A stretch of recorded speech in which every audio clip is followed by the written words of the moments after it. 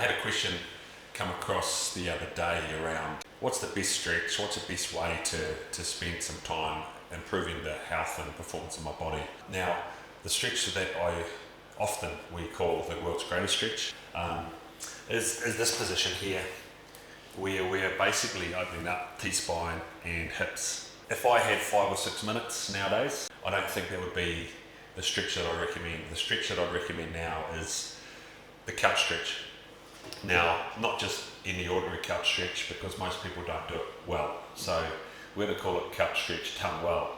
So the difference here being that we're going to put our foot right up against the wall so that that back shin is straight up and down the wall. Now already for me, this is reasonably challenging. The key thing here is to make sure that our spine is straight and our glutes on the leg that's on the wall is activated. So what this means is that we're actually accessing the front of the hip and the quad, particularly hip flexors.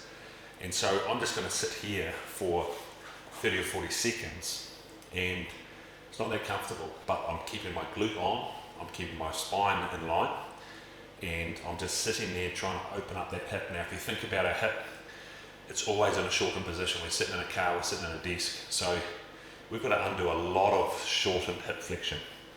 And so the longer we spend here, the better. And obviously as we improve the range through that hip, we can then start to come up and support ourselves, spine in line, activate this glute, okay, and push this hip forward.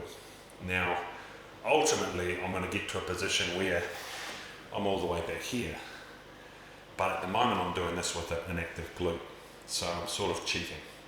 This is not achieving as much as I could as if we were back down here with spine in line and glute on. The one thing you can do to help your health and performance would be to spend 3 minutes each side every day. Give it a crack for a month and see the difference in your running and cycling.